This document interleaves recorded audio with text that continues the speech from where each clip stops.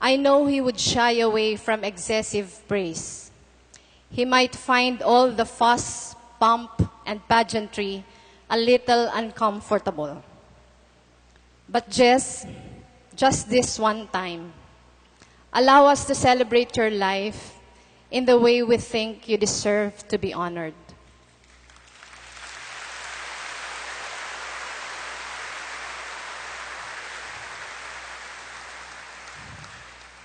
Mr. President, I know that my husband would have felt deeply touched, not only with the award you have bestowed on him today, but with what you have done.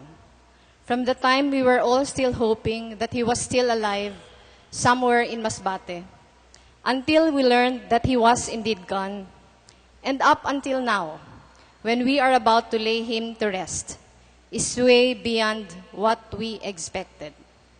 If we could hear Jess speak, I know he would be saying, sobra-sobra na ito. We have felt your care and commitment to Jess in the very personal way that you have ensured that my children and I can grieve and not worry about anything. Thank you from the bottom of our hearts.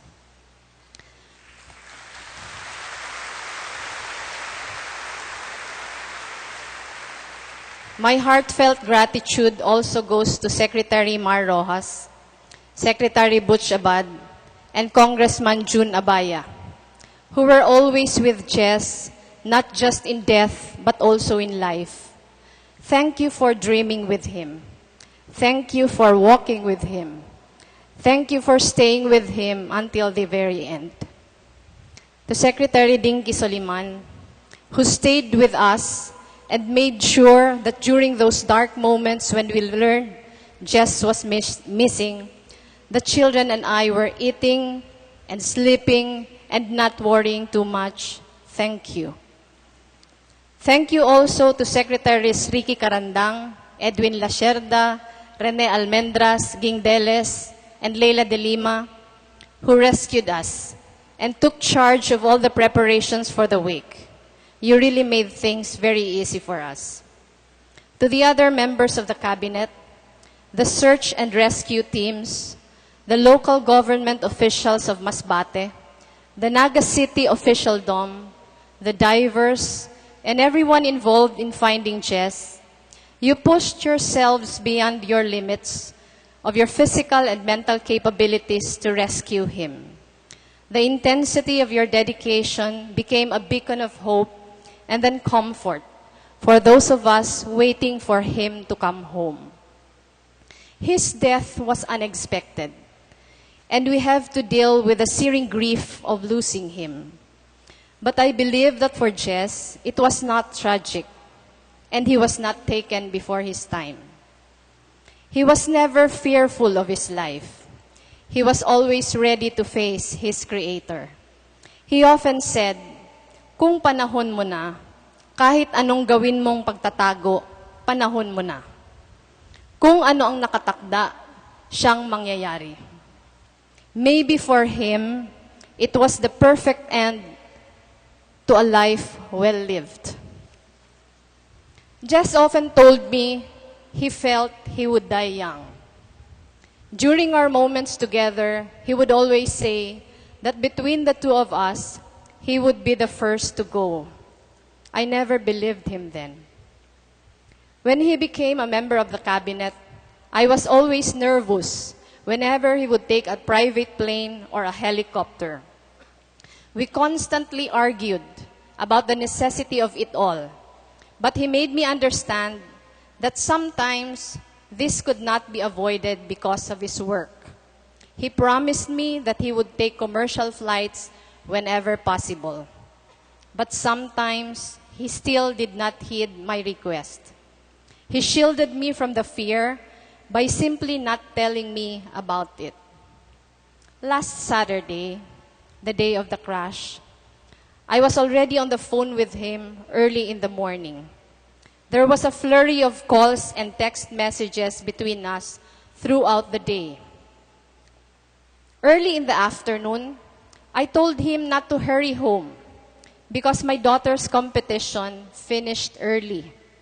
I thought he would just be taking the bus bound for Naga that same night.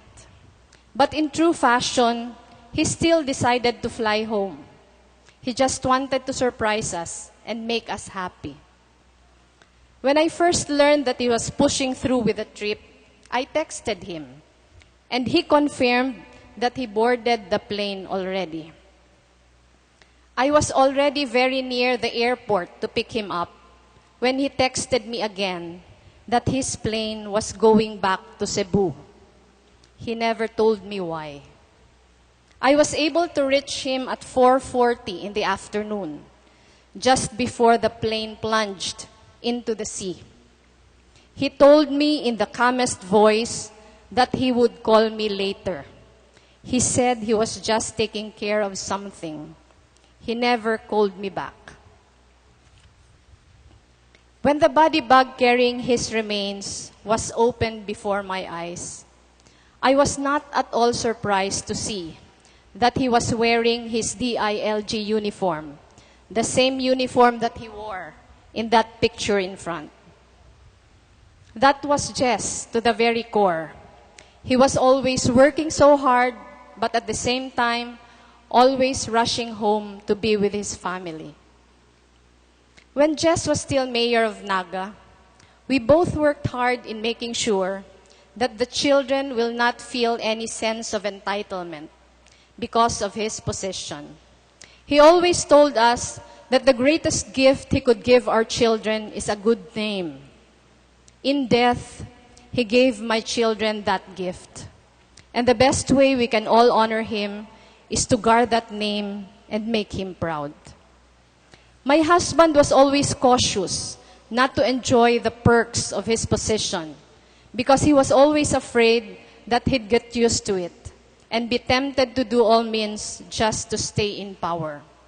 He used to tell me, mahirap nang masanay at baka hanap-hanapin ko.